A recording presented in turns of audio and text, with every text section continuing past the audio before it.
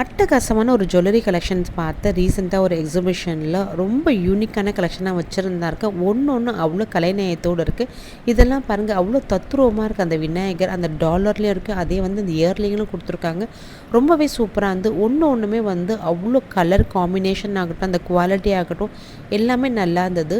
Necklace ஆகட்டும், இல்லை உங்களுக்கு சிங்கிள் செட் மாதிரி வேணும், இல்லை சோக்கர் மாதிரி வேணும்னா ஏகப்பட்ட மாடல் வச்சுருக்காங்க. நானும் ஒரு நெக்லஸ் ட்ரை பண்ணியிருந்தேன், உங்களுக்கும் காமிக்கிறேன் பாருங்கள்.